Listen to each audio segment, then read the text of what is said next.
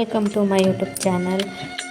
ಇವತ್ತೆಲ್ಲ ನಾವು ನಮ್ಮನೆ ದೇವ್ರಿಗೆ ಹೋಗ್ತಾ ಇದ್ದೀವಿ. ಯಾಕಂದರೆ ಪಾಪುಗೆ ಸ್ವಲ್ಪ ಹುಷಾರಿರಲಿಲ್ಲ, ಪದೇ ಪದೇ ಹುಷಾರು ತಪ್ಪೋದ್ರಿಂದ ಅವಳು ಹುಟ್ಟಾಗಿಂದ ಇನ್ನು ನಾವು ಒಂದ್ಸಲ ನಮ್ಮ ಮನೆ ದೇವ್ರಿಗೆ ಹೋಗಿರಲಿಲ್ವಲ್ಲ. ಸೊ ಇವಾಗಾದರೂ ಒಂದ್ಸಲ ಹೋಗಿ ಬಂದುಬಿಡೋಣ ಅಂತ ನಾವು ಹೋಗ್ತಾ ಇದ್ದೀವಿ. ಎಲ್ಲಿಗೆ ಹೋಗ್ತಾ ಇದ್ದೀವಪ್ಪ ಅಂದರೆ ಚೀನ್ಯಾಗೆ ಹೋಗ್ತಾ ಇದ್ದೀವಿ. ಸೋಮನಹಳ್ಳಿ ಅಮ್ಮ ದೇವಸ್ಥಾನಕ್ಕೆ ಹೋಗ್ತಾ ಇದ್ದೀವಿ. ಅದು ನಮ್ಮನೆ ಹೆಣ್ಣು ದೇವರು. ಒಂದ್ಸಲಿನೂ ಹೋಗಿರಲಿಲ್ಲ. ನಾನು ಹೋಗಿದ್ದೀನಿ, ಪಾಪು ಹುಟ್ಟ ಮೇಲೆ ಇದು ಒಂದೊಂದು ಸಲಿನೂ ಕರ್ಕೊಂಡು ಹೋಗಿಲ್ಲ ನಾನು. ಇದೇ ಫಸ್ಟ್ ಟೈಮ್ ನಾವು ಅವಳು ಹುಟ್ಟ ಮೇಲೆ ಕರ್ಕೊಂಡು ಹೋಗ್ತಾ ಇರೋದು. ನಾನು ಮೊದಲನೇ ವರ್ಷ ವೆಡ್ಡಿಂಗ್ ಆ್ಯನಿವರ್ಸರಿಯಲ್ಲಿ ಹೋಗಿದ್ದು, ಇವಾಗಲೇ ಹೋಗ್ತಾ ಇರೋದು. ಅಂತೂ ಇಂತೂ ಬಂದ್ವಿ. 2 ಗಂಟೆ ಆಗೋಗಿತ್ತು ಆಲ್ರೆಡಿ.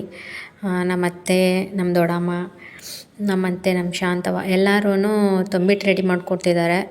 ನಾವು ತಂಬಿಟ್ಟು ಮತ್ತು ಪಾನಕ ತೊಗೊಂಡು ಹೋಗಿ ದೇವ್ರಿಗೆ ತಂಪು ತೋರಬೇಕು. ಅದಕ್ಕೆ ಅದನ್ನು ರೆಡಿ ಮಾಡ್ಕೋತಾ ಇದ್ದಾರೆ ಎಲ್ಲರೂ.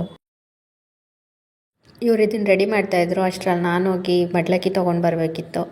ಸೀರೆ, ಬೆಲ್ಲ, ಅಕ್ಕಿ, ಬಳೆ ಇದನ್ನೆಲ್ಲ ನಾನು ತರೋದಕ್ಕೆ ಅಂತ ಹೋಗಿದ್ದೆ. ಆ್ಯಂಡ್ ಫೈನಲಿ ರೆಡಿ ಆಯಿತು ನೋಡಿ. ತೊಂಬಿಟ್ಟು ಆರತಿ, ಮಡ್ಲಕ್ಕಿ ಎಲ್ಲ ರೆಡಿ ಮಾಡಿದ್ದೀವಿ. ಇವಾಗ ಇದನ್ನು ತೊಗೊಂಡು ದೇವಸ್ಥಾನಕ್ಕೆ ಹೋಗಬೇಕು. ದೇವಸ್ಥಾನ ಹತ್ರ ಬಂದ್ವಿ. ಈಗ ದೇವಸ್ಥಾನ ಸುತ್ತಬೇಕು, ಹಾಗೆ ಹೋಗಬೇಕು. ಪಾನಕನ ನನ್ನ ಪಾಪು ತಲೆ ಮೇಲೆ ಇಟ್ಕೊಂಡು ಕರ್ಕೊಂಡು ಹೋಗಬೇಕು. ಅದು ನಮ್ಮ ಹಸ್ಬೆಂಡ್ ಇಟ್ಕೊಂಡಿದ್ದಾರೆ, ಅವಳನ್ನ ನಮ್ಮ ಅತ್ತೆ ಎತ್ಕೊಂಡಿದ್ದಾರೆ.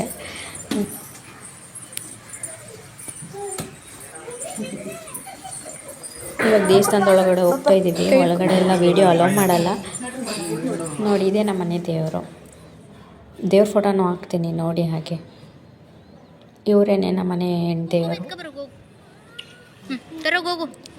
ಹಾಗೆ ಇವಳು ಅಲ್ಲಿ ಕುಂಕುಮ ಇರೋದನ್ನೆಲ್ಲ ತೊಗೊಬಂದು ಎಲ್ರಿಗೂ ಇಕ್ತಿದ್ದಾಳೆ. ನಾನು ಇಕ್ತೀನಿ ಅಂತ.